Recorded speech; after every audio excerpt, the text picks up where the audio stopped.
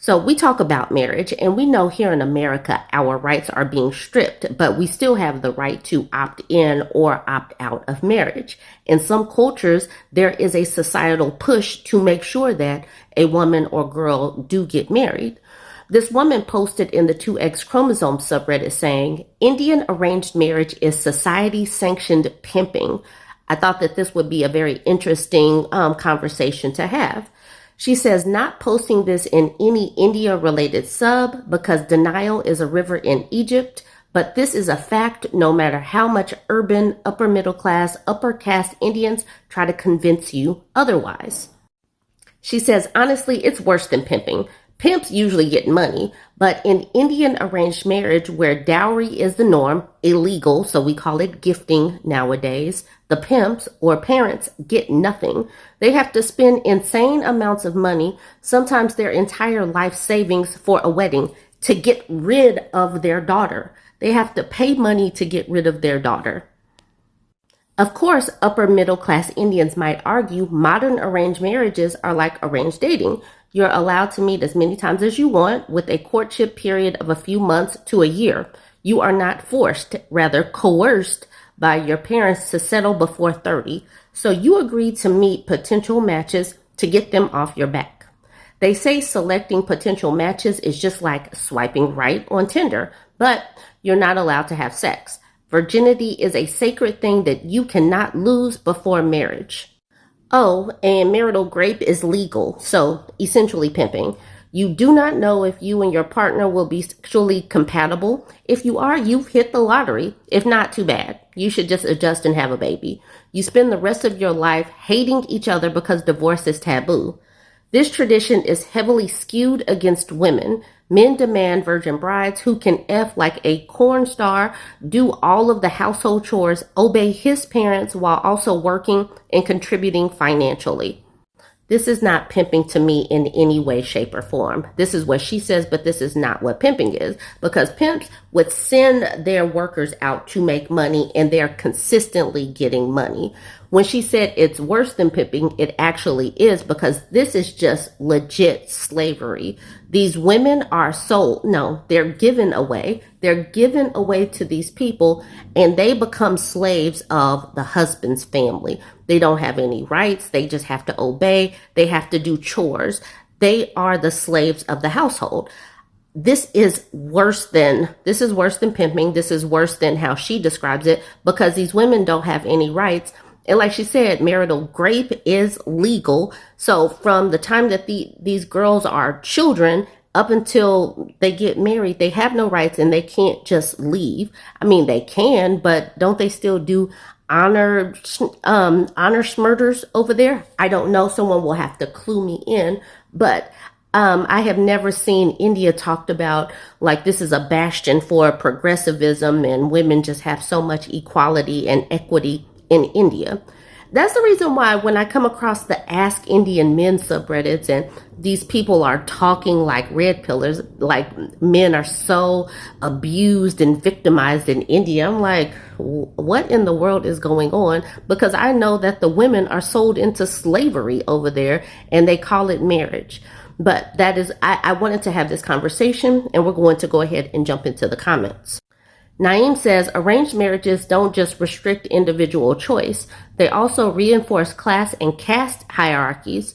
The entire system is designed to keep families within their social lane, which makes it less about love and more about preserving entrenched social structures. I'm sure there are good aspects of arranged marriages, and when done well, all parties involved are rewarded. However, arranged marriages, as it currently exists in India, really sucks. Applies to Bangladesh, and I think even worse in Pakistan. Here's the OP saying, yes, more than 90% of arranged marriages happen within the same caste. And then Naeem says, I agree, caste endogamy in arranged marriages is sky high. What the heck is endogamy? I don't know. Let's check that out. Endogamy is the practice of marrying within a specific social, cultural, ethnic, or religious group rather than marrying outside of it. This practice can serve to maintain group identity, culture, and social structures. It is often contrasted with exogamy, which encourages marriage outside of one's own group. Endogamy is deeply ingrained in custom in many cultures, such as traditional Judaism and historically in many royal families and other communities. So there you go. You've learned a new word, endogamy, if you didn't already know the word endogamy. All right, so back to Naeem. Naeem says, I agree, caste endogamy in arranged marriages is sky high, but the alternative isn't some egalitarian wonderland either. Even in love marriages, people still overwhelmingly pair with people like themselves. Same education track, socioeconomic background, language, religion. In the United States, for example, more than 85% of Americans marry within their own racial/ethnic group. It shows how powerful implicit bias really is. Love isn't bias free. It just feels that way because the filtering happens under the surface. That doesn't necessarily make it bad. Shared foundations are how people build stable families and societies. But it does mean we should be realistic about how much freedom of choice actually changes who ends up together. That was a really interesting comment. And that seems like it's doing the both sides thing. Like, yeah, I know that there's some issues with arranged marriages, but love matches aren't any better. I kind of felt like this person was tippy-toeing that direction. This person has a long name, so I'll just call this person Azuro. Says, I have done some research on this subject, and a friend of mine is Indian. She is completely against the idea of Indian arranged marriages. People who compare it with modern dating forget to mention that the men and women who meet are pre-selected and approved by their families. It's like going to a restaurant. Instead of looking at the menu, your mom chooses 3 dishes for you, and you get to pick the one you like the most. My Indian friend mentioned that, to some extent, arranged marriages stop young people from developing their personalities and growing as individuals because they know their families will find a partner for them no matter what. All they need to do is act nice during the courting period. I don't know how much I agree with this, but I can understand the logic behind it. Arranged marriages also assume that women need to get married at a certain age so they can have children because of biological reasons. But this fails to address even the kind of life the baby, the mother, or even the father will have if the marriage is full of turmoil. Marriage shouldn't be treated as a milestone to check off, to achieve after finishing education and getting a job. It's something you should find for yourself after meeting someone you fall in love with naturally.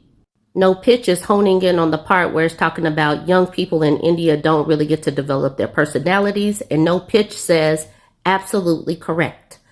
Kat Payer says this is 100% true, and it's not just limited to Indians in India. Living away from India, there were so many Indian men I met in 4 to 5 countries who were dating non-Indian, usually white women, and not just casual dating, like months and years into a relationship kind of dating.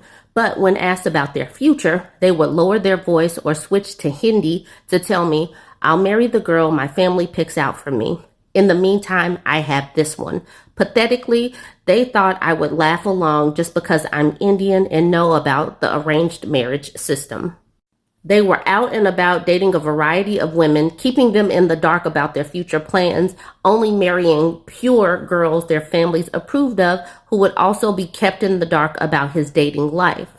The way men are experiencing the male loneliness epidemic in Western countries is not a reality here. I don't mean to wish for anyone's loneliness, but something needs to teach men that ultra patriarchal, outdated, sexist mindset is not going to get them women in today's day and age, and they need to evolve with time. Guaranteeing a wife to almost all men in an already patriarchal country is working against its men and stopping them from actually evolving. The White Shroot says, as an Indian, I completely agree with your post, OP, and the above comment. I just hate how Indian parents have this insane hold on their children, especially women and girls. Right from young age, we are monitored nonstop. And then the parents only breathe a sigh of relief once we are handed off to a companion, aka our new handler, because sex, or in worst cases, grape in the current climate, is worse. It brings shame to the family, but grape is all right when the husband does it. You just have to adjust and wake up and make round roadies for him and his whole family the next day. And if you end up with a truly depraved, corn-addicted husband who might take you out and all of his depraved ex-fantasies, the court will still not punish him. It will send out a verdict like immoral acts of sex is not a crime when a husband does it. I got cut off, but I was saying, forgot which court it was. She says, if your husband's or his family takes you out, the MRA gangs will still support and aid them. There is no justice for women. You're just a statistic. If you're not from a progressive metro family, being born in India is a curse. That's why I'm choosing 4B. It all ends with me. So it is wild that so many women are talking about 4B. It's spreading because social media is allowing women to be able to express these sentiments, and they know that this is not right. Arranged marriages are state-sanctioned slavery for women and girls, and that's pretty much the extent of that. No Yogurt hones in on, and if you end up with a truly depraved, corn-addicted husband who might take you out with all of his depraved ex-fantasies, the court will still not punish him, saying, I also read about one where doctors said it's almost like she got gang raped, and yet the court is still deciding whether to punish that rapist or not. And then Dwight says, probably because then they have to acknowledge that marital rape is a thing. And they don't want to do that because then you'll have all kind of criminals and have to punish those people as well. So after that comment, you have these women saying, same, 4B all the way. HD is saying, what's 4B? And then the OP saying, a feminist movement started in Korea based on the 4 no's or 4B's. Roughly translates to do not date men, marry men, have sex with men, or have children with men. And I wanted to bring this part up because it's not feminists that are pushing this stuff. It is the experiences that women are seeing other women go through and how women have no rights and can't say no and have no life after getting married in many of these countries. And even in countries where we supposedly have rights, they are being chipped away because some places just want to go to this space where women are oppressed and controlled again. Anyways, join the conversation. Let me know what you think about all of this. Don't forget to like, comment, and share. Trigger warning for emotional abuse, at least. So she posted this in the relationship subreddit, and I want to remind us all that being single is better than all of this. Being single is better than all of this. She says, I love him, but I'm drained, disrespected, and at a breaking point. She's 33, he's 36. She says, I have been married less than a year, together for 5, and I feel completely stuck. I don't know if I should keep trying or finally step back. You've been married less than a year. Why are you stuck? All right, she says, my husband and I love each other, but the way he treats me when he gets angry or stressed makes me question everything. He often calls me names, including the C word, gets angry over little things like me not waking him up or when I accidentally interrupt him while he's talking. And makes me feel like I have to manage his moods so he doesn't blow up. I've told him I can't handle the pressure of feeling like I'm responsible for making sure he has a good day. But nothing changes. Last week, I left our house for a couple of days to get away. I told him I wouldn't come back unless he made himself a therapy appointment. He did schedule one for the end of this week, which is a good first step. But I know one appointment doesn't mean patterns will change immediately. We've already done couples therapy for over a year before marriage and a couple months after, but it never seemed to help.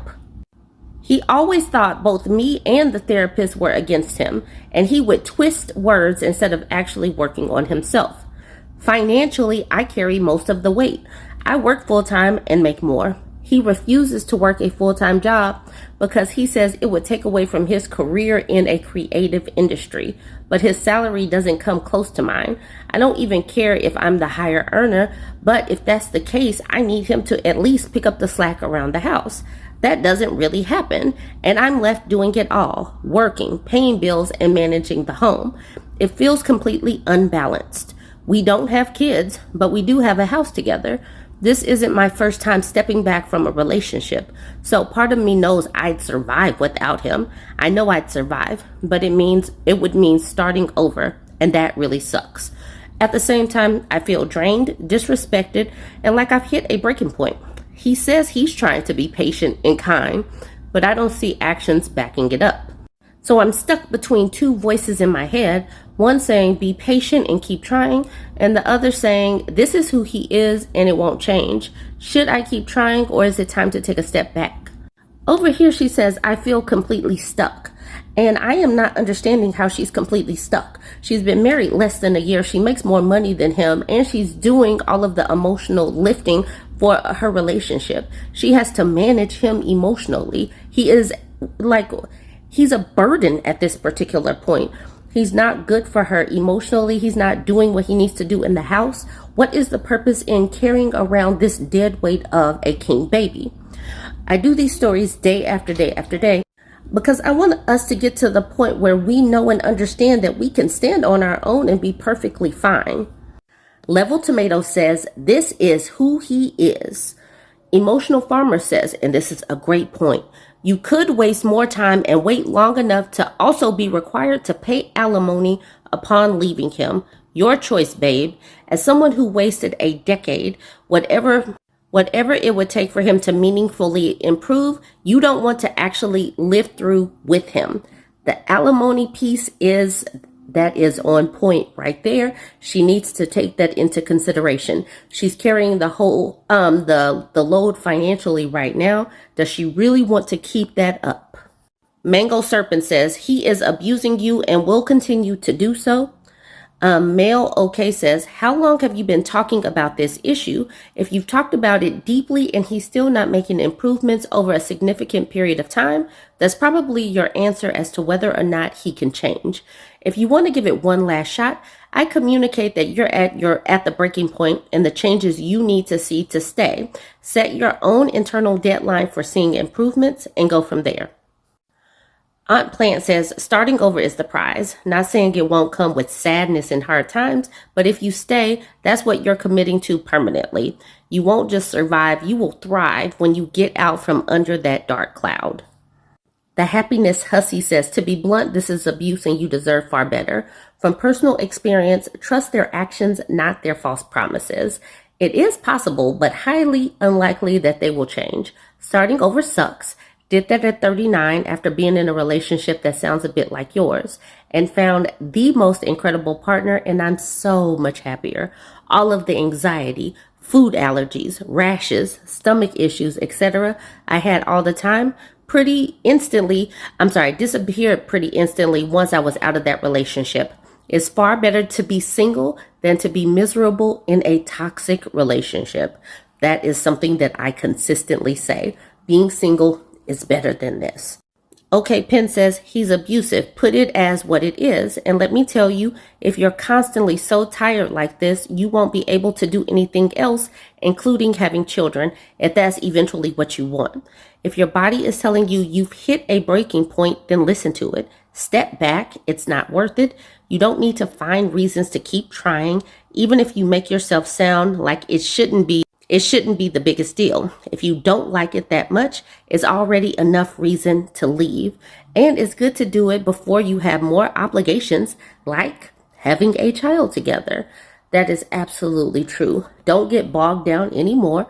The whole, there's not a whole lot of time behind it. So the sunk cost fallacy should not be there. So I don't see the reason why this woman feels like she is stuck. I don't understand it, because obviously she can handle the financial load. If she can handle the financial load of herself and this dude that won't work full time, she can totally handle her own life by herself. But y'all go ahead, join the conversation and let me know what you think. Even if it's not the woman posting it who has the realization, it's the woman seeing the comments. It's the woman realizing. This woman is having an amazing conversation over on her page. She starts out with, I was one of the women that came on the internet and shared a video of me and my husband, and I got all this backlash.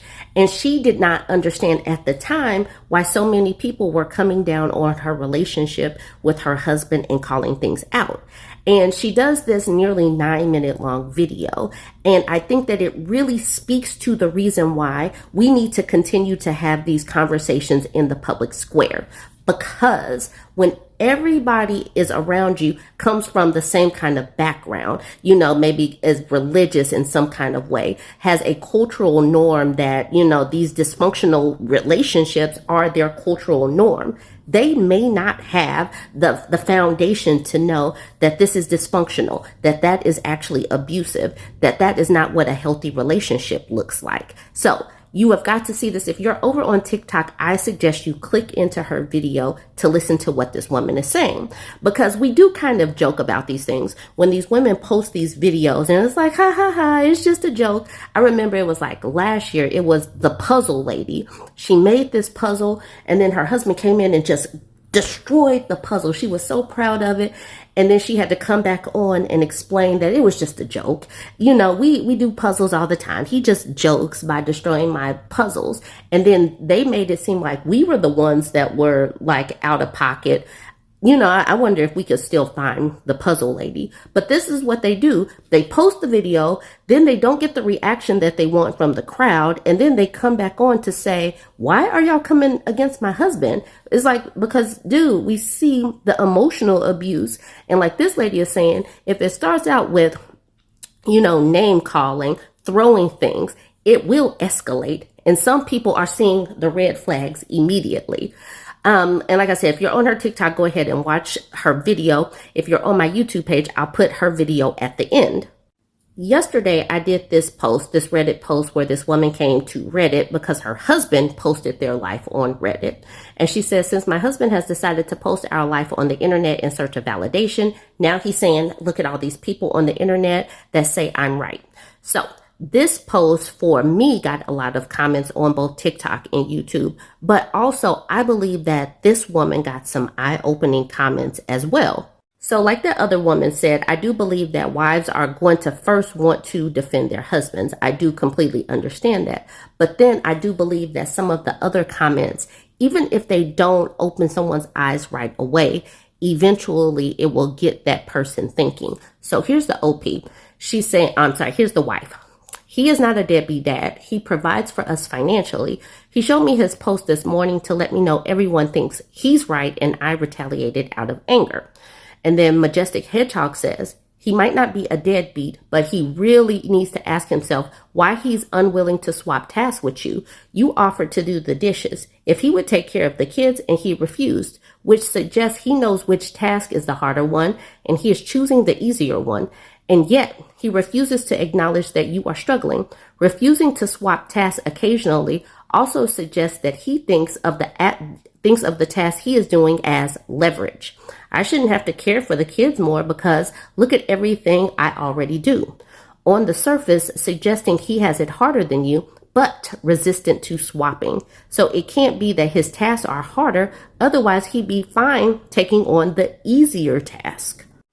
He knows exactly how hard it is to care for children, which is why he's unwilling to give up the chores he is doing.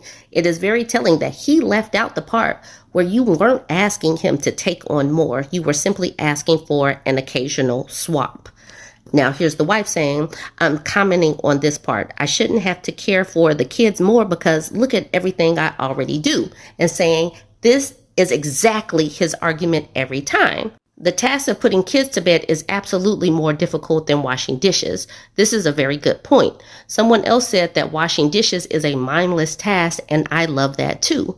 I honestly don't mind putting the kids to bed most nights, but some days I'm at the absolute end of my rope with my 3-year-old. So we're talking about the comments and having these conversations in the public square, because sometimes when you are at home, when you're in the thick of things, it is so isolating that you start questioning yourself, like, am I asking for too much? And you have someone else say, look, this is not right. You're not asking for too much to have an occasional swap or have an occasional evening where you can do the easier task.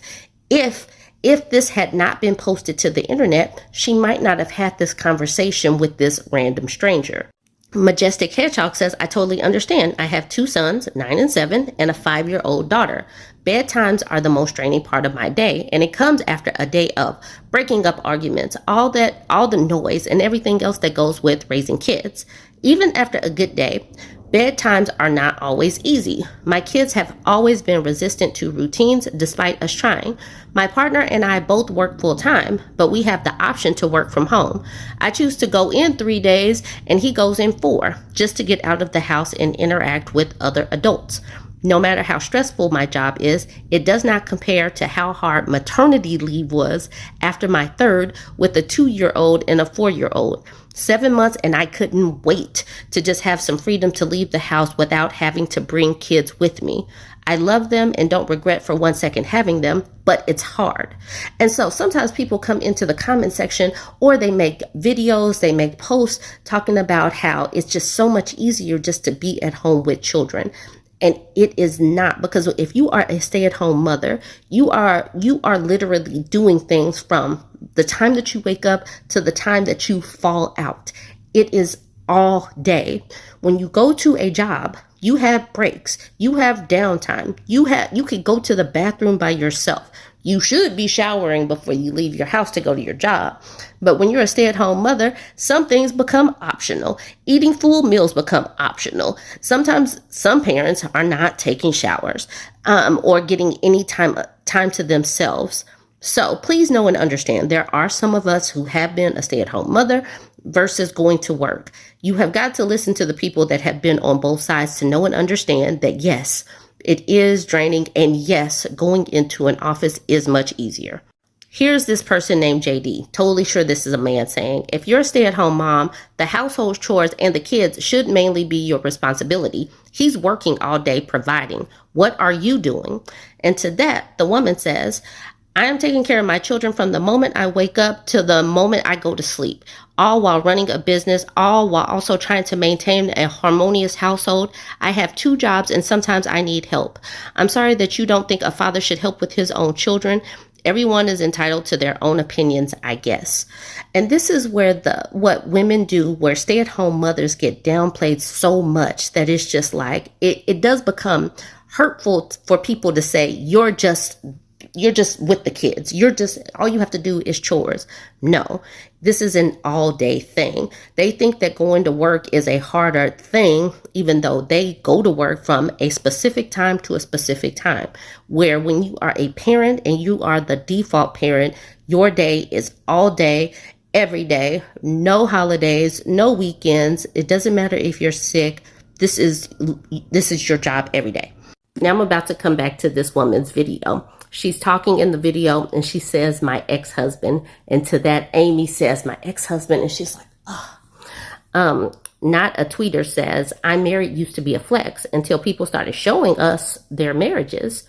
When you start looking behind the scenes and people just showing all that they do, showing what their houses look like. And, it's just like, I'm not particularly jealous. And I do believe that is the reason why a lot of women are saying, I am perfectly fine with being single. I see what some of y'all married women are going through, and I don't want that for myself. Shelby says, my ex's older sister told me that she didn't like the way she saw him treat me. She was worried about me because their dad was abusive to their mom, and she could see the writing on the wall. I left shortly after that conversation happened. I am glad that ex-sister-in-law was looking out for her. Mean Jean says something that I talk about consistently. She says, and if you come from an abusive household, the covert abuse is even harder to recognize. That's the reason why I talk about people's childhoods, because maybe they don't have the common sense and common knowledge about relationships that you have if their baseline is abuse. And then Miss Pepe LaPew says, the number one thing I tell people, marriage is not hard. My life is significantly easier since getting married. All right, y'all.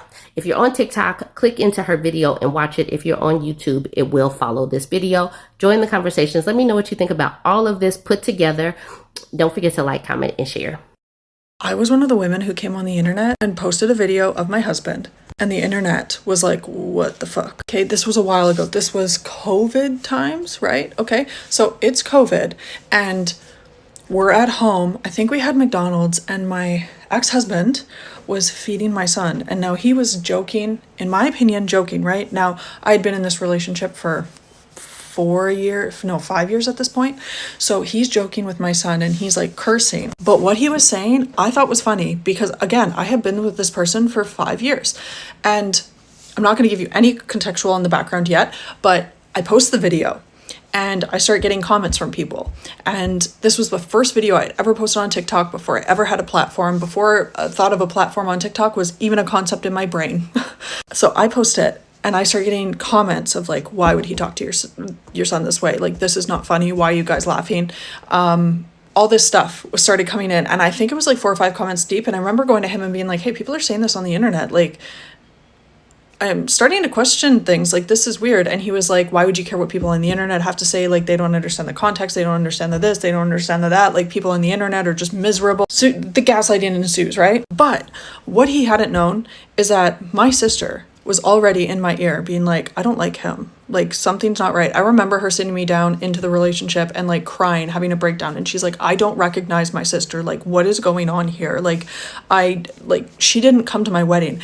And side note, I tried to call my wedding off. Like, we were getting married in January. And I think I sat down in like December and I was like, hey, like, you're unhappy, I'm unhappy. Why are we getting married? Why are we doing this if we're clearly not in a good place? And I don't think it's going to end well. And he again, the gaslight, like, just sobbing hysterically, like, I wanted to do this forever. His words, I've wanted to do this forever. Please don't take this away from me. What are we going to tell people? Like, everyone's already planning on coming because we were doing a destination wedding.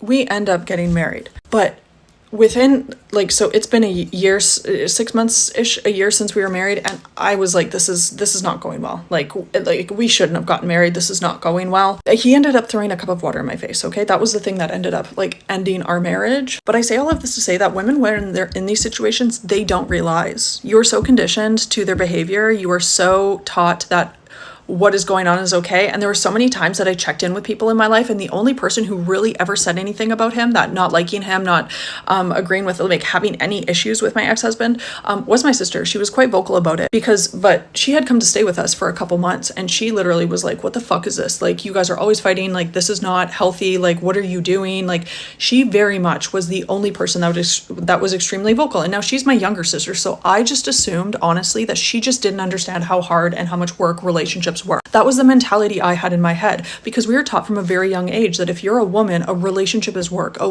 relationship is supposed to be you giving. It's supposed to be you meeting this other person. And what I never realized is that I was consistently the one, like, going more and more and more. When I see these women posting things on the internet, like, oh, my husband packed my lunch and he put dog food in it, and her thinking it's funny and it's a joke, she probably actually thinks it's funny and it's a joke. But not only that, but everyone around her is also somewhat enabling this behavior. And one of the things that I've said a lot of the times is, if you're coming out of a toxic or an abusive relationship, you really need to look at the people around you. And a lot of people take issue with that because you don't have a lot of community around you after you come out of those relationships, because they've alienated a lot of people. But the only people that they won't alienate away from you are people who enable their behavior. My ex-husband really loved my mom. And now me and my mom have made a lot of strides in our relationship. We've worked a ton on our relationship. I've gone to therapy. She's gone to therapy.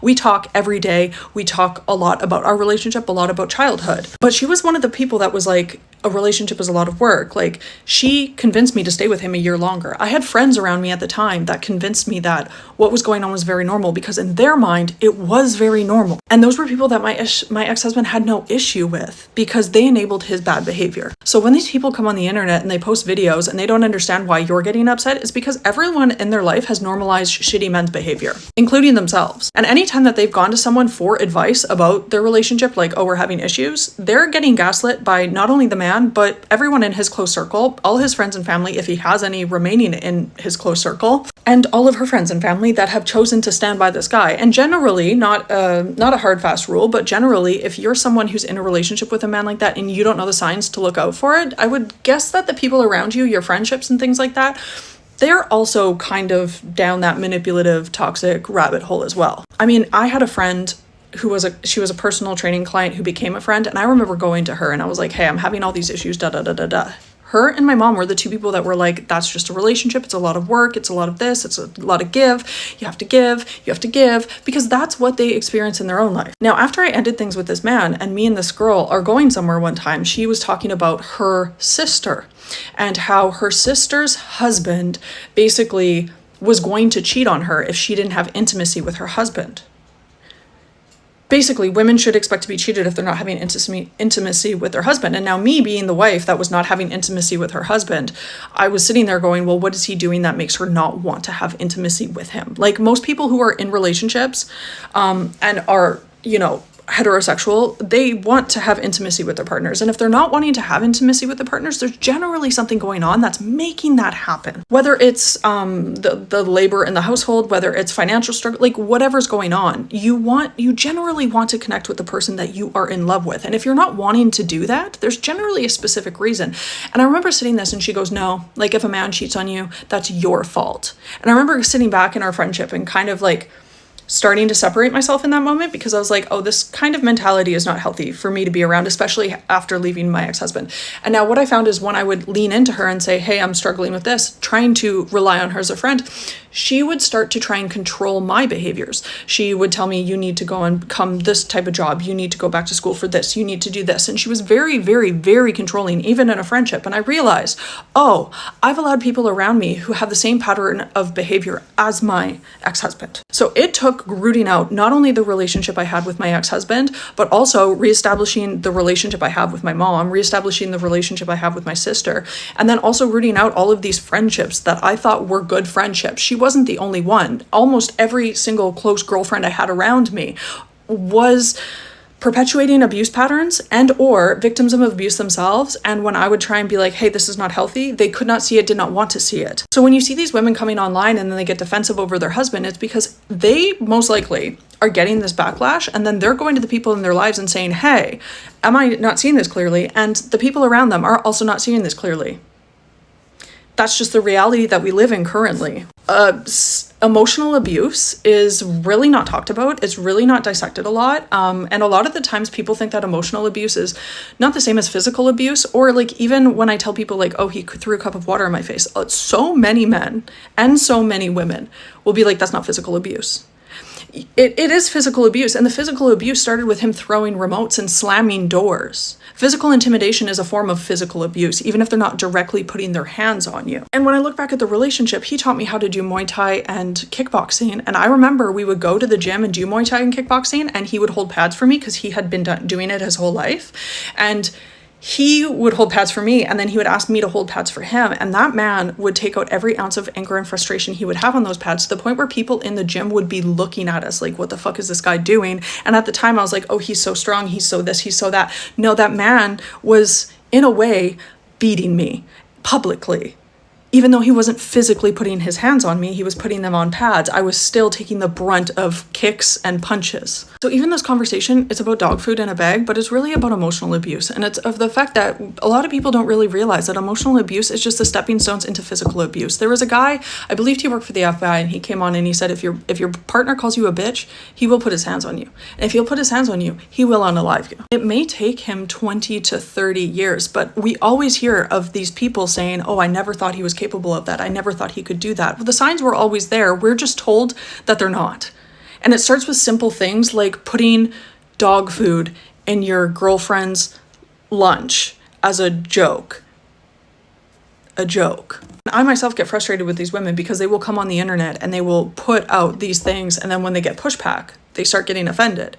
And the reality of the situation is it might be the starting point of their divorce. I've seen women come on the internet, and I want to say that when people on the internet were calling out the behavior that I thought was very normalized because I was in it every day, it might have taken me, 6 months, a year to really recognize it. And it's still something that you years later realize, oh, that was not normal. Which is why I do think we should be calling out when women post things like this. Because even if it's not the woman posting it who has the realization, it's the woman seeing the comments. It's the woman realizing, oh, it's not normal for my partner to hate me.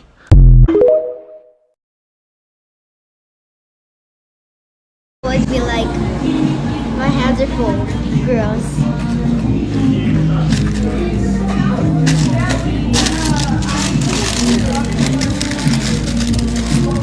Let's go.